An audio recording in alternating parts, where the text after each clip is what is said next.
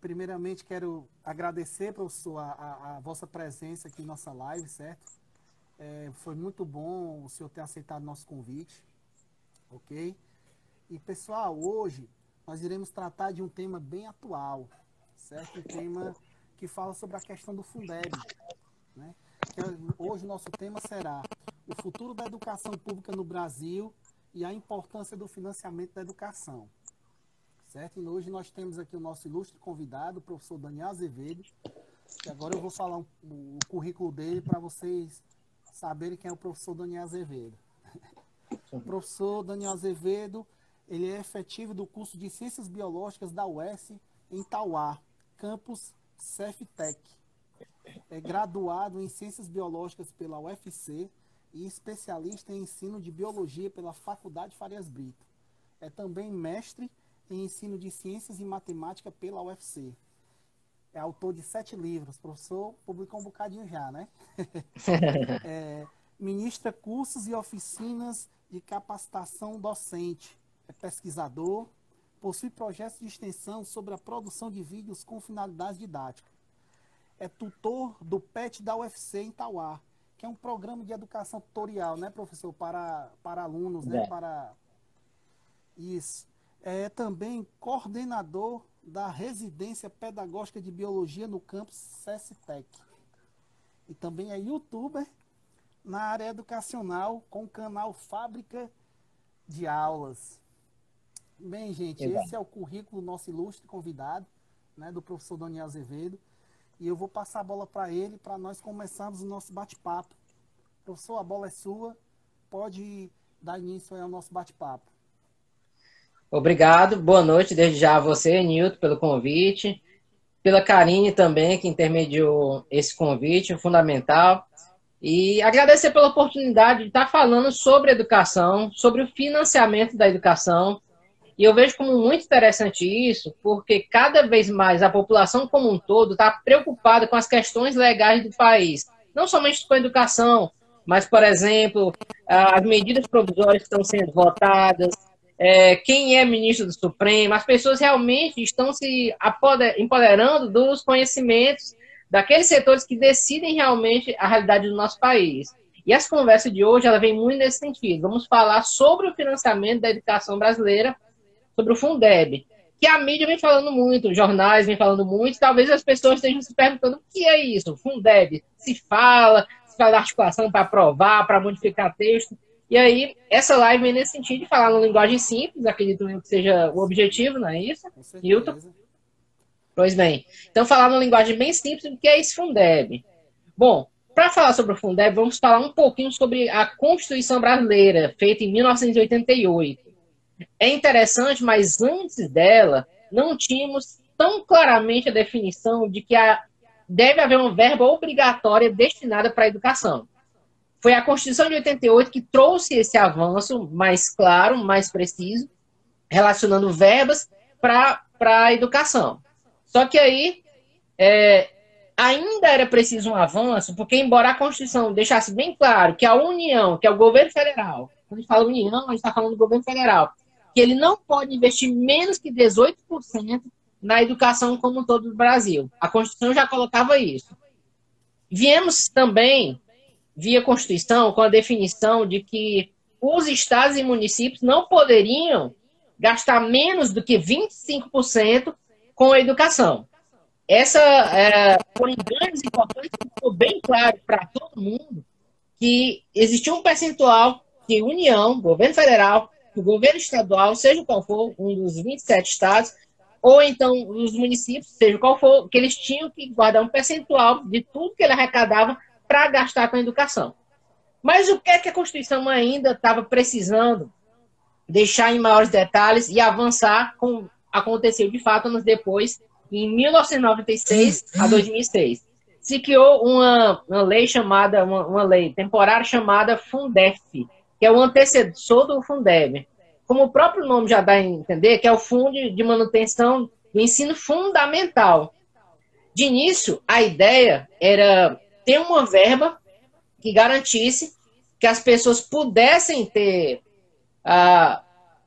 uma certeza de haver uma verba para manter o ensino fundamental. O que era o ensino fundamental? A gente usava muita expressão série. Era da primeira à oitava série. Essa denominação já mudou. Agora, o ensino fundamental, a gente fala em anos, que vai do primeiro ao nono ano. Não é porque a gente tenha mais um ano, digamos assim, de estudos. Não é isso. É porque, na verdade, a antiga alfabetização virou agora o primeiro ano, a antiga primeira série virou o segundo ano, a antiga segunda série virou o terceiro ano. E assim, o que era a oitava série, consecutivamente, ela passou a ser o nono ano. São 9 anos, considerando que começa lá na antiga alfabetização até chegar à oitava série, que agora é o nono ano. Então, o Fundef garantia verba para o ensino fundamental. E você pode estar se perguntando, quer dizer que não tinha verba garantida para o ensino médio? Não. Pode parecer um absurdo para todos nós hoje em dia, mas não tinha essa garantia de verba para o ensino médio. E aí o Fundef, que foi de 96 a 2006, mas é claro, também o ensino médio, e aí talvez quem é mais novo não tenha essa noção, mas o ensino médio ele não era universalizado nessa época. Ou seja, quem fazia o ensino médio era apenas um conjunto pequeno de pessoas e se tinha projetos para o ensino médio realmente ser universalizado, se tornar comum e obrigatório para que toda a população tivesse ao menos o ensino médio. E assim foi avançando, e assim foi feito, e chegamos então ao ano de 2007 com a seguinte condição. O Fundef chegou ao fim, já tínhamos um público muito bom, que já tinha cursado o ensino fundamental e que precisava, então, de um suporte financeiro do Brasil, dos estados e dos municípios para garantir mais novas escolas, mais professores para o ensino médio, para que realmente fosse verdade aquilo que era o desejo de muitos. Que todas as pessoas tivessem, assim desejassem, a condição de cursar o ensino médio. E aí, de 2007, então, a gente passa a ter, mais uma vez, uma verba de caráter provisório, com duração de 2007 a 2020, que é o Fundeb. Ou seja, nada mais é do que um grande tesouro compartilhado com recursos dos municípios, dos estados e do governo federal para garantir, entre outras coisas, agora, não somente verba para o ensino fundamental, mas para toda a educação básica. Mas aí o que é essa educação básica? Ela vai lá desde a creche, passando para o ensino infantil, para o ensino fundamental, por todo o ensino médio, educação de jovens e adultos e educação profissional. Esse Fundeb, portanto, vai custear verba para pagar professores, construir escolas, reformar escolas, pagar funcionários das escolas. Ele foi a verba feita nesse sentido. Mas aí qual é o avanço? Se a Constituição já dizia que tinha um percentual, qual foi o avanço? A diferença é o seguinte, vamos entender essa lógica e entender agora mais que nunca por que esse Fundeb é tão importante. Embora a Constituição garantisse e garanta até hoje que cada estado, cada município e o governo federal tenham que atribuir um certo percentual à educação, mas o Fundeb ele trouxe uma coisa, digamos assim, uma missão mais coletiva entre os estados. Vamos dar um exemplo. Vamos supor que o estado de Minas Gerais, por exemplo, ele esteja com a indústria, com a agricultura arrecadando muitos impostos, Minas Gerais esteja com muito dinheiro. Já o Ceará não esteja tão bem. E aí? O nosso percentual que a gente investe em educação poderia não ser suficiente para pagar os alunos que a gente tem nas nossas escolas. Ou seja, se deixasse cada estado, cada município por si, um estado que em certo momento, e esse pode variar de um ano para o outro, um estado, um município, um local do Brasil que em certo momento estivesse mal economicamente, poderia faltar dinheiro para pagar os profissionais e os recursos da educação. Com o Fundeb, um estado que está arrecadando mais, o excedente que ele arrecadou da educação migra para um outro estado. E assim a gente faz com que os recursos sejam distribuídos ao longo do país. Porque se não fosse assim, teríamos então uma situação muito mais desigual. Estados com muito mais verba estariam investindo muito em educação, ao compasso que estados, municípios pobres talvez não tivessem condição sequer de manter uma escola. Falando assim, parece até meio absurdo, mas quando você vai para o interior, nós sabemos que muitas prefeituras têm condições de arrecadação mínima, que elas precisam de um suporte financeiro do Estado, seja qual for, do Ceará, do Piauí, lá do Sudeste, para poder pagar suas contas básicas. Então, o Fundeb veio de tal forma que houve essa redistribuição de dinheiro por todo o país, garantindo com que toda a prefeitura, todo o estado, com o suporte da onde houvesse, digamos assim, uma maior arrecadação, pudesse custear toda a questão da educação. Isso foi tão positivo que foi visível ao longo dos anos os índices melhorarem. Claro que não da forma que a gente queria, isso é óbvio, precisa ser dito e destacado, mas houve avanço. Tem que melhorar, né, professor? Ainda tem muito que melhorar, né? Melhoraram. O grau de importância, desculpe estar interrompendo seu raciocínio, mas assim, o grau de importância que o Fundeb tem para o Brasil é muito grande, né? Então, assim, a forma que está empregada, como o senhor mesmo falou, então, assim, é bem interessante pelo fato de os estados ter a questão da igualdade, né? De investimentos para cada ente federativo, no caso, para cada estado do Brasil, né? Exato. Muito interessante. Pode continuar, professor. Desculpa, só para concluir aqui o... Pois bem. E aí, com esse exatamente dos entes federativos, de entender que, embora sejamos estados diferentes, mas somos todos do mesmo país, sim, assim, os estados foram se ajudando e hoje chegamos realmente a um patamar, e aí nós sabemos, e o Ceará é um ótimo exemplo, que o cearense, quando vai para um concurso, geralmente ele até pega os primeiros lugares das aprovações. Quem não sabe que, seja da PUC ou da particular, mas os alunos aqui do Ceará são vistos como grandes candidatos em qualquer concurso Brasil afora. Enem, ITA, somos muito fortes, Olimpíadas, porque realmente a educação aqui se tornou muito competitiva. E se não tivesse um aporte desse como o Fundeb, que o Ceará é um estado pobre, que está tendo um equilíbrio fiscal maior nos últimos anos, mas a gente ainda não pode dizer que o Ceará é um estado rico, mas o Ceará avançou demais na educação e assim tem sido grandes resultados. E aí, então, em 2007, veio esse Fundeb, que ele dizia o quê, entre outras coisas?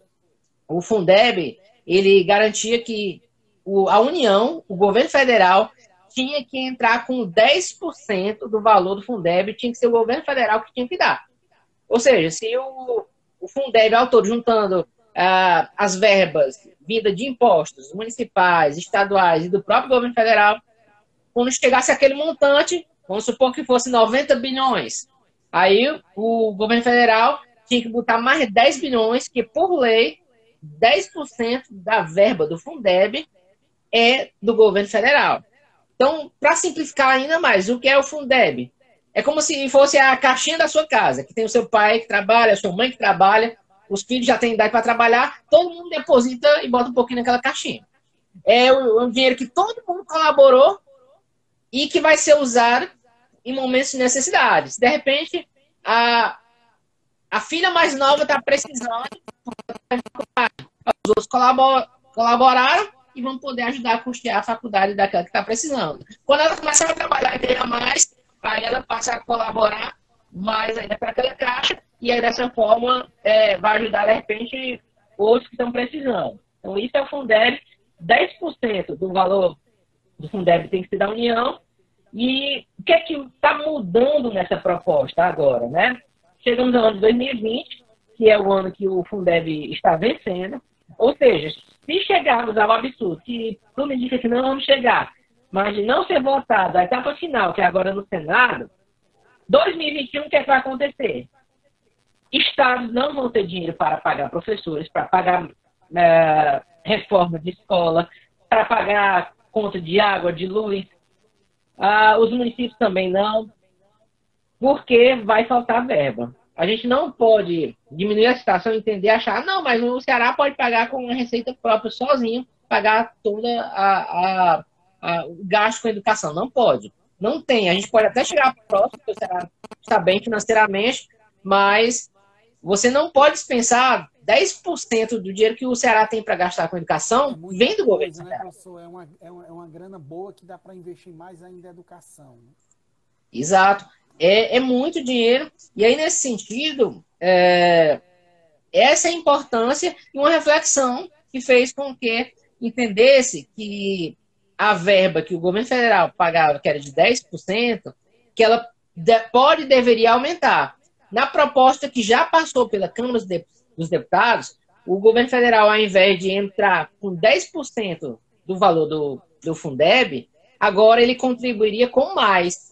Porque, enfim, a educação tem que ser, independente do governo, do partido, quem quer esteja na cadeira presidencial, tem que ser um projeto de Estado. E aí, nesse caso, na proposta que já passou na Câmara dos Deputados e que vai ser votada no Senado a qualquer momento, passaria de 10% para 23%. É aquela que é muito bom, né? É aquela ideia do governo federal realmente, nem que seja por força de lei, independente do governo, e se daqui a 2 anos mudar para um outro, isso não pode mudar. Passa a ser uma bandeira de Estado. Exato. Uma bandeira de Estado para que o governo federal aloque mais recursos para a educação. Então, de repente, se passar pela Câmara, foi o projeto do deputado do DEM, foi aprovado, praticamente sem modificações, está indo agora para o Senado e estamos com uma expectativa boa de que assim prossiga também sem modificações, dando todo indicativo de que a verba de educação do governo federal realmente aumente bastante. E assim, de repente, um município muito pobre do interior, lá do Piauí, ele vai ter um acréscimo considerável de verba e assim tem condições de atender melhor, digamos assim, os projetos que ele tem na área educacional. E aí eu tenho certeza que o Nito também já tem ouvido falar, algumas pessoas dizendo, mas o Brasil gasta demais com educação. Tem muita gente que diz isso, né? Infelizmente, eu já ouvi isso demais. Chega a me dar uma dor na alma quando eu escuto uma coisa dessa. Porque um país, ele só muda a sua realidade social se investir em educação, né? Se investir em cultura, se investir em mecanismos para que isso possa mudar. A China é um exemplo disso, a Coreia do Sul é um exemplo disso, aliás, a China, o Japão é um exemplo disso, pós-Segunda Guerra Mundial, a Coreia do Sul é um exemplo disso, entendeu? Então, assim, a Alemanha, a própria Alemanha, pós-Segunda Guerra, então, assim, é fundamental, a educação é fundamental para um país melhor, seja porque é um investimento daqui a 20, 30 anos é que a gente vai colher os frutos, né? Então, assim, é o básico, é o fundamental para sermos um país melhor, para nos tornarmos pessoas melhores, com conscientização, seja de várias formas. É isso, para mim, educação é tudo. Exato. E você foi muito feliz na palavra que você usou, investimento. Porque o que se gasta em educação não é um gasto, não é jogar dinheiro e ele escorrer pelo ralo. É um dinheiro que volta, mesmo que a gente não perceba tão claramente. Mas, vou citando aqui claramente, antes de avançar em mais detalhes legais do Fundeb. Mas um aluno, quando ele está em sala de aula, a chance dele se envolver com crime organizado, há pesquisas sérias que mostram que a chance de se envolver com a criminalidade se tornam bem menores. Um aluno está na escola, a chance dele conseguir emprego após concluir pelo menos seu ensino médio é muito maior, e ainda mais se ele entra no ensino superior. É claro que não existe garantia para nenhum nível, eu fiz ensino médio, eu certeza que tenho emprego, eu fiz a faculdade, eu certeza que eu vou ter emprego. Não, mas você tem mais ferramentas e chances de conseguir. E é isso que todo mundo precisa ter em mente. Quanto mais a gente estuda, mais fácil a gente conseguir um emprego. E aí é um investimento. Investindo em educação, a gente reduz criminalidade. Nós avançamos na ciência, na economia, porque quando a pessoa estuda mais, ela tem maior chance de ter emprego, ganha mais, e assim vai fazer a roda da economia girar, que é uma expressão que tanto se fala hoje em dia, não é bem? E dessa forma, é muito positivo quando a gente sabe que vai haver aumento de verba. Outro ponto que existe, que o Fundeb era temporário de 2007 até 2020, e a proposta agora coloca ele como definitivo. Então, vai acabar a história da preocupação, como realmente eu que trabalho muito na área da educação, embora no ensino superior atualmente, mas trabalhei 12 anos na educação básica, e no ensino superior eu trabalho com formação de professores, então eu estou olhando para a educação básica direto. Eu estava muito preocupado quando começou esse ano, cadê as discussões do Fundeb?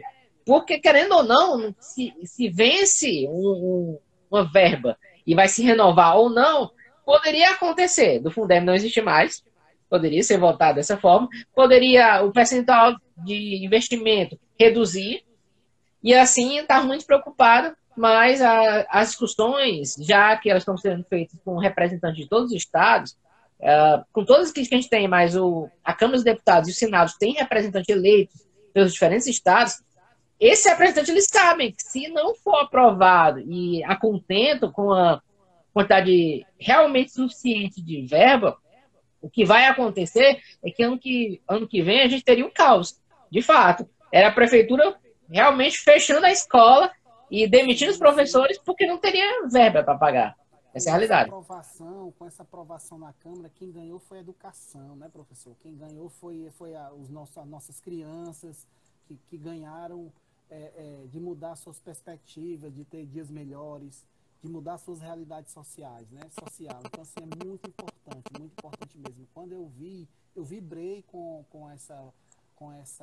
o resultado, né? Que a Câmara, que os deputados foram muito conscientes, realmente demonstraram que estão ali para nos representar e nos beneficiar de coisas boas como essa. Exato. E assim, que bom que houve esse entendimento, né? Porque a gente está conversando assim, parece tão óbvio ter que aprovar, mas em política as coisas não são tão simples assim, né? Exatamente. Existem os interesses, alguns podem pensar diferente, não, podia manter os 10% que o governo federal gasta, outros podiam, não, vamos estar 80%, que era uma proposta, digamos assim, inimaginável. Ninguém veio com essa proposta, mas eu estou colocando um exemplo de que poderia vir de um extremo ao outro, de o governo federal não dar nada, ou dar um valor que seria inimaginável. Então teve que ser feito cálculos, houve uma comissão, aliás, como todo projeto de lei, né, o Nil sabe muito mais que eu sobre isso, que se forma uma comissão que estuda, passa por assessoria jurídica, econômica, para ver se realmente tem condições daquilo estar na realidade. E aí se viu. Então, no novo texto, o governo federal, ao invés de dar 10%, daria 23%, e agora não é um fundo com data de validade, como essa foi de 2007 e 2020. Essa, por tempo indefinido, vai existir, nos dando uma calma, e para quem quer que vai governar o Brasil, qualquer município, qualquer estado, de que vai haver verba, para a educação. Isso é muito bom. Outra diferença é a questão desse percentual, quanto vai ser destinado para pagar professores. No Fundeb antigo, 60% da verba do Fundeb, 60% da verba do Fundeb era destinada para pagar os profissionais de educação. Até melhor dizer assim, porque não é somente professor, mas também o diretor, o coordenador escolar, o supervisor que ajuda a planejar as ações no CAD, no município. Então, todo esse pagamento do pessoal com educação era 60% do Fundeb. Com a nova proposta é que seja 70%. Se assim permanecer, a proposta que já tramitou aumenta em 10%, garantindo o quê? Que haja mais verba para pagar os profissionais de educação. Precisa, Daniel? A gente pode perguntar, precisa de mais verba para pagar os profissionais de educação? Aqui no Brasil, os professores em particular, que é o que eu tenho mais detalhes, são os profissionais de nível superior mais mal pagos. Você olhar para qualquer outra profissão de ensino superior, qualquer outra, ganha muito mais que um professor. Sabemos, não raro, de concursos de ensino médio que ganham mais, que a pessoa só tem de ensino médio para fazer, que ganha mais do que um professor em início de carreira. Aí olha a situação, qual é o problema disso? A gente também não quer imaginar que o professor vai ter que ficar rico só com o seu salário. Mas é a questão também de atrair bons profissionais para a área. Se você tem uma profissão, você vai fazer uma faculdade, aí você vai escolher um curso que você sabe, com a realidade hoje, que é o profissional com ensino superior que ganha menos, ora, se eu sou um bom aluno, o que eu vou pensar se eu ligo, e todo mundo em algum percentual liga, para a questão financeira? Poxa, eu, de repente, estou entrando na faculdade, posso até já ter uma família, eu vou escolher a profissão que vai me dar um salário menor, sabendo que eu podia estar num outro ensino superior para ter um salário maior logo de início. Ou seja, um salário baixo para professores faz os melhores profissionais saírem da profissão. Eles podem até entrar, mas eles tendem a deixar.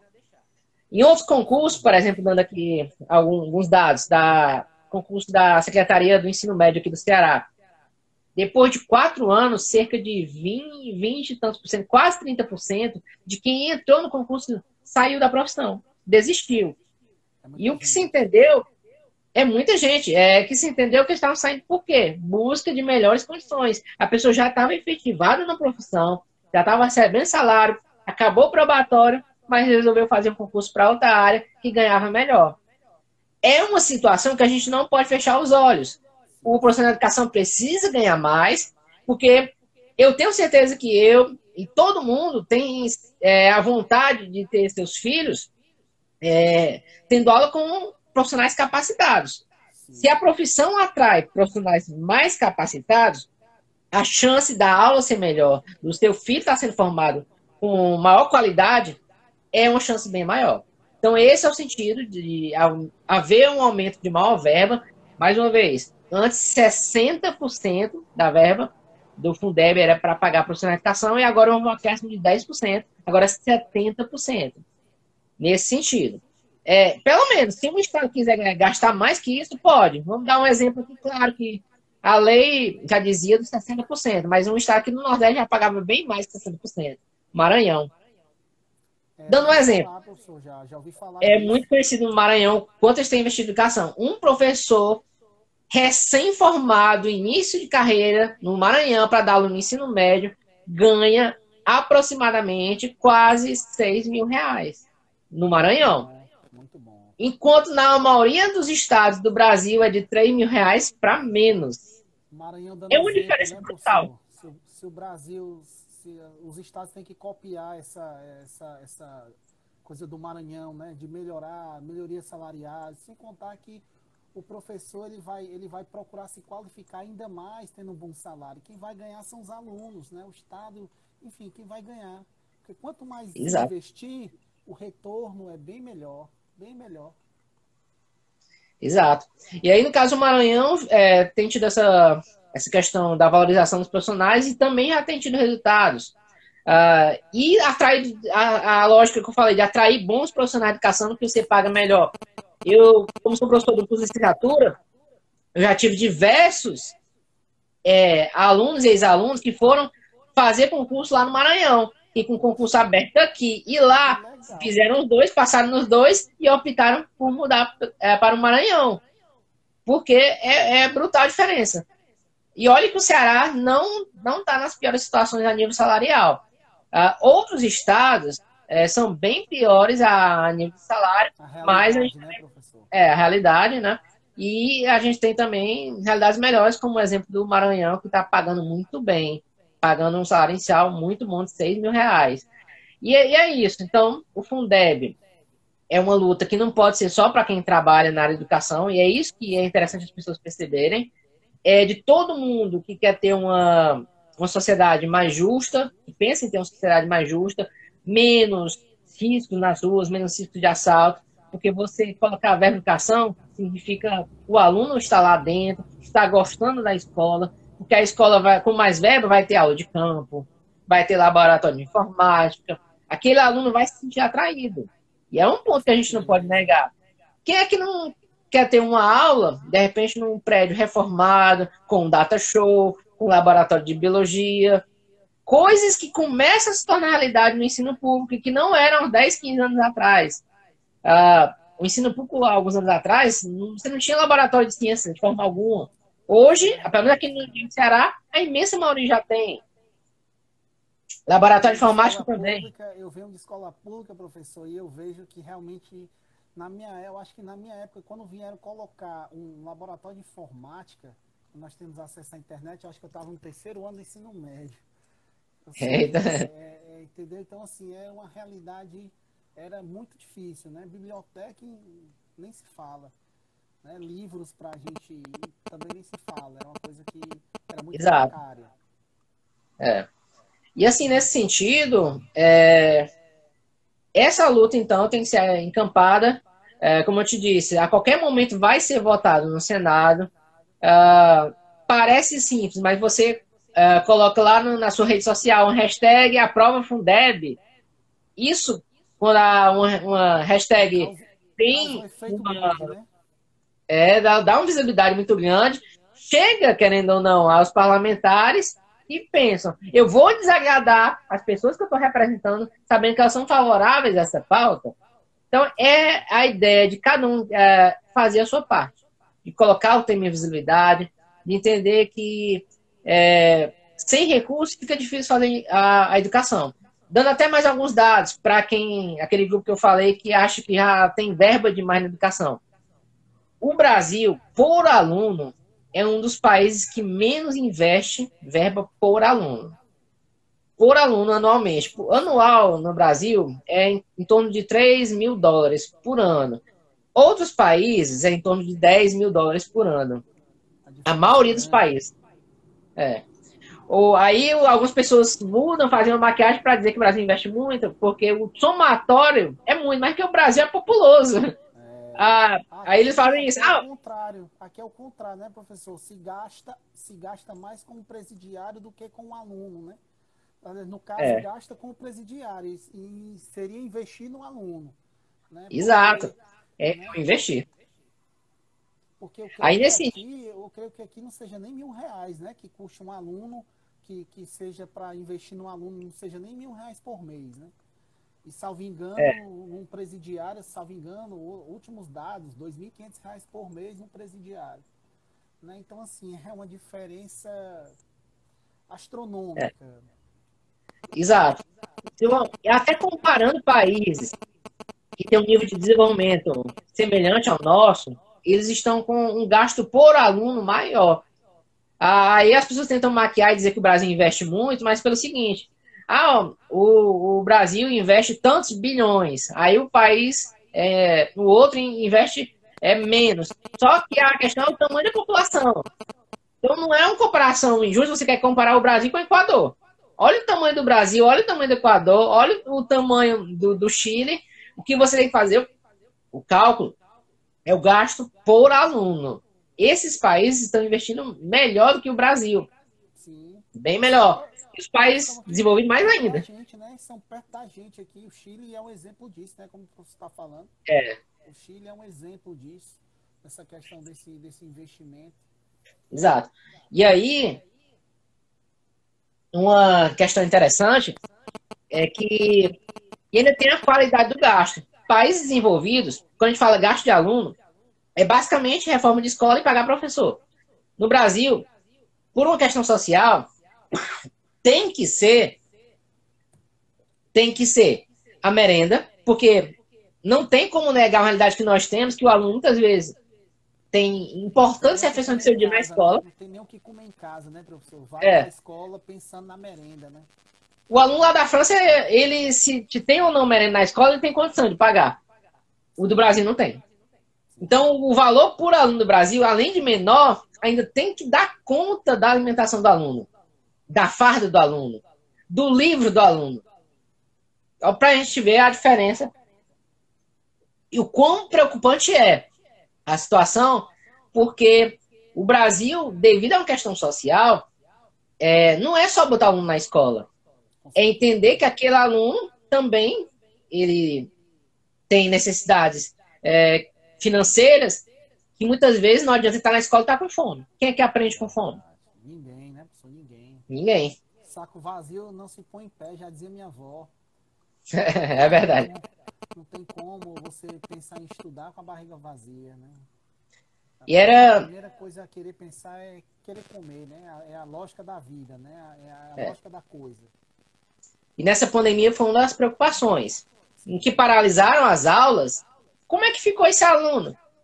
Verdade. Que muitas vezes almoçava de segunda a sexta de qualidade na escola e no restante em casa não tinha a certeza da refeição. E aí se propuseram ações de distribuir o que seria dado na escola em mini cestas para os alunos, que eu achei bem positivo. Várias ações, não só do Ceará, mas em vários locais do Brasil. Com certeza. Muito louvável a atitude, né? Muito interessante. Outra coisa também, professor, tem países aí, salvo engano, é a Alemanha ou é a França, investe 25% do produto interno bruto na educação. Tanto que nós vemos os resultados, né? Não só na educação, né? Porque lá também eles investem muito na questão do esporte. Né? Você vê aí quando as Olimpíadas é um exemplo disso, né? Quando você vê esses atletas aí desses países ganhando muitas medalhas de ouro, é um investimento, né? Tanto na questão social como na questão desportiva. né, que é muito interessante também para um país, que é outra válvula de escape que as pessoas têm para mudar sua realidade social também, que é através do esporte, né, que eu também acho muito interessante, muito importante, esse viés também desportivo para as pessoas. Exato. Sobre a questão do esporte, inclusive, a educação básica, ela tange a questão do esporte, porque seja nas aulas, seja de forma recreativa, mas é provavelmente lá que, de alguma forma, as pessoas conhecem o esporte que vão se envolver e, assim, trabalham no seu desenvolvimento lá na escola. Então, é uma ação social também. Não é somente o conhecimento, digamos assim, acadêmico do livro, mas também é uma questão toda uma formação humana do desenvolvimento do corpo para que seja possível o esporte ser mais uma ferramenta de tirar a criança da criminalidade e a própria questão da melhoria da saúde. Dando um exemplo, a questão da pandemia. A obesidade é um dos fatores de agravamento da Covid-19. E a escola, as pessoas não percebem e muitas vezes não valorizam a educação física, mas ela também ajuda a questão da pessoa entender o cuidado da saúde é importante para praticar exercício físico, que reduz peso, a baixa pressão. Dois pontos que a gente está vendo fortemente na Covid-19, que são fatores de agravamento dessa doença. A escola, mesmo sem perceber, ela acaba sendo também um agente de saúde pública, porque as pessoas estão lá se exercitando, praticando esporte, tendo noções de nutrição lá na aula de biologia, de ciências, sabendo o que é que deve ou não deve comer, podendo pelo menos se inteirar dessas informações para definir o que ela vai comer ou não e assim poder fazer um planejamento nutricional. Claro que consultando profissional quando for algum caso de agravamento, mas tendo pelo menos a ideia básica de saber por que ela não pode. Hoje em dia eu não sei se tem, mas tinha naqueles shoppings meia hora de refrigerante. A pessoa ficava lá consumindo, meia hora de refrigerante de gás, sem estar o nome da empresa, mas as pessoas ficavam consumindo, até passar mal praticamente, porque tinha direito, e não sabe tanto de açúcar que vem naquele refrigerante. Exatamente. Tudo isso é educação, tudo isso é ensino. Exatamente, essa questão também da informação, né? De não saber o que tá ingerindo ali, a quantidade de açúcar que tem ali, quais os males que isso traz para a saúde, né? Vem exatamente a questão da educação, da informação, como a Karen Benevides falou aqui, né? A informação salva, né? E realmente é uma realidade, a informação salva vidas. É verdade. E talvez mais que nunca a gente esteja percebendo isso na pele, que a informação salva e que a informação mata. As informações falsas, infelizmente, que a gente tem muitas, né, atualmente. Sim. Professor, o senhor já falou sobre a questão de como surgiu o Fundeb, o senhor já falou também como era o Fundeb outrora, né?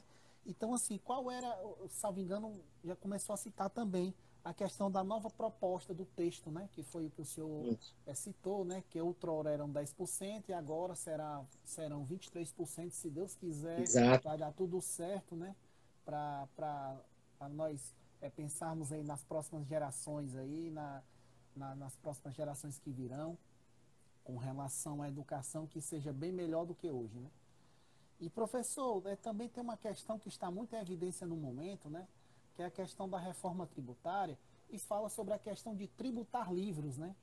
Na questão de tributar livros em, salvo engano, 12%. A tributação nos livros é uma coisa que, exato, assim, ao meu ver, é um absurdo esse tipo de postura, né? E desejo saber qual a sua opinião com relação a isso. Pronto. É uma proposta muito perigosa, porque um dado que a gente já tem, o Brasil é um dos países que a população menos lê. Você já tem uma realidade que as pessoas pouco procuram a leitura, por vários fatores. Por vários fatores, a gente não pode dizer que é só o preço, mas, por exemplo, a própria questão da falta de escolaridade, porque ainda temos na casa de milhões de analfabetos, já começa daí. Fora isso, a própria falta de estímulo correto para a leitura e também a questão do preço dos livros. Aí, se você já tem uma população que lê pouco e você ainda vai fazer uma proposta de aumentar, e realmente essa porcentagem que está sendo cogitada de proposta para aumentar o valor dos livros em 12%, qual é a consequência que não tem como a gente entender que vai acontecer? As pessoas vão ler menos ainda, vão comprar menos livro ainda. E essa é uma questão de aporte, de prioridade. Qual que seria o caminho inverso? Você quer melhorar a escolaridade das pessoas e o estudo e a leitura? Você poderia tirar tributos dos livros, abaixar 12%, 20%. Eu não tenho dúvidas que haveria um estímulo maior para a compra de livros, para a aquisição de livros e para a leitura. Se você tinha um livro que era R$10, você conseguia comprar ele por 5, eu tenho certeza que muita gente vai passar a investir e a querer ler e tornar um hábito. Com certeza, exatamente. Professor, então é isso, né? Nosso bate-papo, nós temos, acho, pouco tempo, nós estamos com um bom tempo. E pessoal, o que vocês desejam perguntar, qual o tipo de pergunta que vocês queiram fazer, pode nos fazer, estamos abertos para as perguntas. Se alguém desejar fazer alguma pergunta, agora é a hora, o momento é agora para nos perguntarmos. Professor. A minha tela de perguntas está travada, mas se tiver alguma pergunta, você me repassa aqui, que a minha está travada, eu não estou vendo as perguntas. Certo, tá ok. O Carinho está falando aqui, menos conhecimento igual a população ignorante. Isso é bom para uma massa. É uma coisa que eu cito, por exemplo, a gente lembra daquela época principalmente jovens iam para os shoppings para simplesmente ficar andando. Tinha até um nome específico que foi colocado, não sei se você lembra. Enfim, vários jovens se reuniam para ficar andando pelo shopping, mesmo sem condição de comprar nada, mas só para ficar andando. Sim, né? sim. E aí o que eu incentivo é que essas saídas, os rolezinhos, lembrei agora, chamava de os rolezinhos. Pronto, aí vários jovens de periferia se reuniam e iam para o shopping só para ficar andando, olhando e tudo mais. Mas eu sonho com um dia que os rolezinhos sejam feitos na biblioteca. Os jovens de periferia vão em massa para a biblioteca ler, porque essa é a revolução realmente que a gente precisa mais que nunca. A gente precisa adquirir conhecimento. Alguns ainda são pagos, mas a gente ainda tem muita oportunidade de conhecimento gratuito. E a gente tem que correr realmente para exatamente o que a Karine colocou. A gente precisa de mais conhecimento para fazer não somente a revolução a nível de país, mas a nossa própria revolução. Tenho certeza que muitos que estão nos acompanhando aqui, e eu também dou meu atestado de vida, a minha condição financeira quando criança era uma. E hoje é bem melhor. Não sou rico, mas tenho uma condição bem melhor, tenho uma condição de ter meu carro, dar uma boa escolaridade para os meus filhos, comprar livros. E são coisas que eu devo totalmente à educação, ao investimento que meus pais fizeram na minha educação e da minha irmã. E dessa forma é a revolução. Essa é a revolução que todos nós precisamos. Exatamente, professor, exatamente. Até mesmo como já citei anteriormente, a questão de dias melhores, né? Buscar dias melhores, porque a educação, meu Deus, ela salva tudo. Eu venho de escola pública, hoje, graças a Deus, estudei, procurei buscar um pouco mais, mas sempre em construção. Mas sim, eu tenho muito a agradecer, meus pais também me ajudaram muito, me investiram muito em mim, enfim. É isso, a educação abre portas, né? Como disse um professor que eu tive na faculdade. Pegando aí o seu exemplo, eu não sei, talvez há uns 20 anos atrás, você disse que é a escola pública, né? Veio da escola pública. Sim, sim. Talvez há uns 20 anos atrás a gente não visse com tanta frequência um ex-aluno de escola pública sendo advogado, por exemplo. São coisas que mudaram, a gente vê mais e espero que venha cada vez mais. E tenho certeza que isso é uma revolução social na sua vida e vai estar levando outras pessoas como você para isso. Quanto mais a gente estuda, não só financeiramente, a gente melhora enquanto pessoa e ajuda outras pessoas a crescerem, que isso é interessante. Que a gente avance na vida e ajude outros também a avançar. Exatamente. Porque o exemplo, ele arrasta, né, professor? Já diz o ditado, o exemplo, ele arrasta. As pessoas estão ao seu redor, vê o exemplo e acaba se identificando e procura fazer o dele também, né?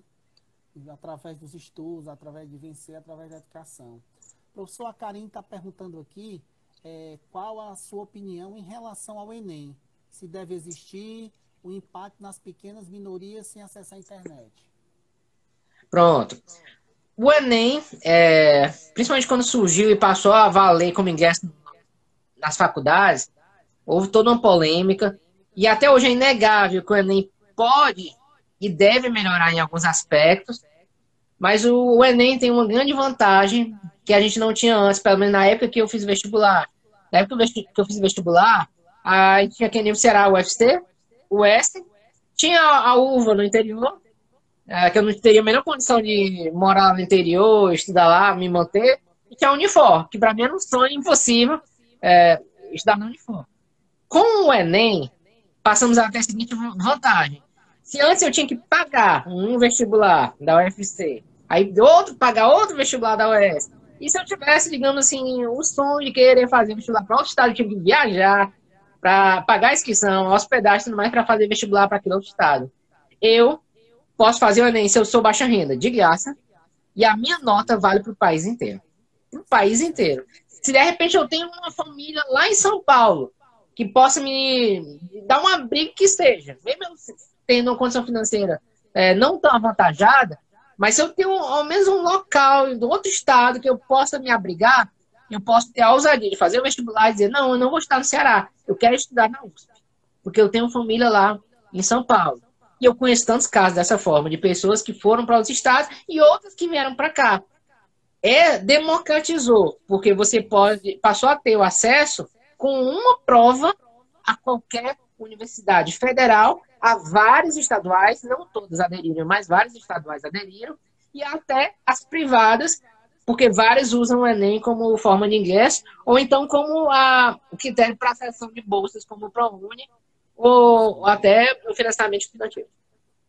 Sim, sim. Ou seja, foi realmente uma revolução na educação, né?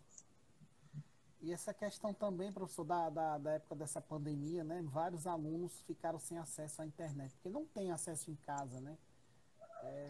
Chega a cortar o coração essa questão. É tanto que prorrogaram, né? O exame vai ser só em janeiro do ano que vem, né? Se tenta aí dar uma equiparação. Porque o aluno de escola particular, ele tem ali internet à vontade, né? Tem os livros, né? À vontade. Então, assim, foi outra vitória também que foi votado, isso foi votado, né? Se não me engano, foi votado no Congresso Nacional e adiaram aí a prova do Enem para só ano que vem, mais uma vitória. Estou vendo, assim, a questão do papel fundamental nesse momento que nós estamos precisando tanto. O Congresso Nacional está dando muito apoio, né, a gente, assim, nesse aspecto social, né, nessa questão. O próprio também o auxílio emergencial, né, que foi o próprio Congresso que aprovou aí para as pessoas que estão desempregadas. Enfim, está fazendo o que tem que fazer, né? O papel dele de nos representar bem e fazer o que tem que ser feito, né? Que é nos dar uma certa qualidade para buscarmos dias melhores, né? Um certo suporte, podemos dizer assim. Pessoal, vocês têm mais algumas perguntas? Podem perguntar, estamos aqui aberto para pergunta. Quem quiser nos perguntar, pode perguntar. Desejar boa noite aí às pessoas que estão entrando ainda para nos acompanhar aqui. Boa noite a todos. Eu quero aproveitar desde já incentivar que as pessoas estejam se inscrevendo, né, nos respectivos Instagrams, a apoiar a iniciativa Pela Ordem Ceará, para que Pela Ordem CE, né, Gaia, precisamente a forma como é colocada. O meu Instagram, eu estou colocando cada vez mais publicações de cunho científico, educacional, que é professor Daniel Azevedo. E é isso, a gente usa até as redes sociais para divulgar informação, conhecimento. Não é só postar a foto da comida que a gente comeu, da saída, mas eu estou achando muito legal essa iniciativa, como a de vocês, de promover o debate, de trazer informação, porque a gente tem que ocupar esses espaços para exatamente fazer a revolução que a gente está todo falando, que é a revolução da educação e do conhecimento. Democratizar as informações, né, professor? Porque a informação tem que ser divulgada mesmo, principalmente para beneficiar as pessoas de alguma forma, tem que ser divulgado. Professor, fale do seu canal aí no YouTube para as pessoas seguirem também. Pronto. Sobre o seu canal lá. Eu estou com um projeto pessoal. Sou professor da UES, sou professor efetivo da UES, mas eu acho que ainda posso oferecer um pouco mais para a sociedade sobre informação e conhecimento. E aí eu mantenho um canal no YouTube chamado Fábrica de Aulas. O que é esse canal? É um canal que vai ser voltado principalmente para quem é professor ou quem, digamos, está estudando para algumas temáticas. Então, eu tenho vídeos voltados para ensinar o professor a dar uma aula melhor, dinâmica para o primeiro dia de aula, atividade para ensinar à distância, eu dou dicas de como você usar metodologias, pode usar metodologias para ensinar de alguma forma diferente, mais qualificada. E tem um vídeo também para o público geral, curiosidades científicas, eu sou tanto biólogo, mas também tenho mestrado na educação. E aí eu falo dessas temáticas, curiosidades científicas, sobre nutrição, sobre saúde, e tem todos esses espaços no canal Fábrica de Aulas, que a gente está crescendo cada vez mais, e se vocês puderem se inscrever, vai ser muito bom, porque é interessante esses espaços que tratam do conhecimento, da informação, da ciência, eles estarem aumentando, estarem ganhando mais espaço, porque quanto mais eles forem vistos, mais a população ganha. Canal que às vezes só traz piada, pegadinhas, eles crescem muito rápido. Mas um que vai dar informação mais séria, é um processo mais lento, mas eles estão crescendo, isso é muito bom, as pessoas estão procurando. Porque no YouTube, que é o canal, onde eu tenho o canal Fábrica de Aulas, cada vez mais a gente percebe que canais que tratam conhecimento estão crescendo e você tem muita coisa boa para aprender ali. Tudo que você imaginar, eu tenho dúvida sobre como cozinhar. Tem alguém ensinando como fazer um prato X, Y. Como estudar para concurso público, tem alguém. E no meu canal, para quem é professor, eu tenho um único curso gratuito para quem quer se preparar para mestrado e doutorado na área de educação. Então, lá 20 aulas para quem quer se preparar para a prova escrita. Os temas que mais caem nos mestrados e doutorados na área de educação.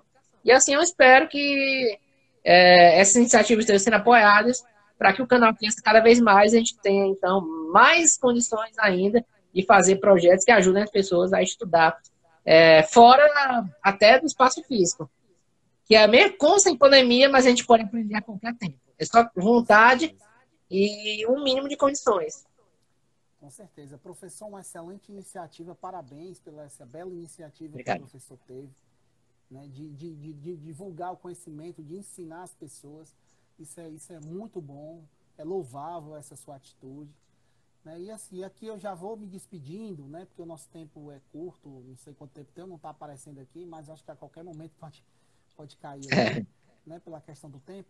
Eu quero agradecer imensamente pelo senhor ter nos aceitado o nosso convite de participar da nossa página aqui pela Ordem CE, né, nossa página no Instagram. Pessoal, nos sigam, que nosso intuito é levar informação. E muito obrigado, professor, mais uma vez, pela sua... É um prazer. De disponibilizar do seu tempo, de disponibilizar do seu conhecimento, de nos transmitir aqui, de nos dar essa aula sobre a questão do Fundeb, da questão da educação. Muito obrigado mesmo. As palavras são suas. Só agradecer mais uma vez e dizer que estou à disposição. As pautas educacionais cada vez mais estão ganhando holofote e sempre que precisar para ajudar no debate, estou aqui à disposição. É um prazer mesmo estar colaborando. Obrigado pelo convite mais uma vez.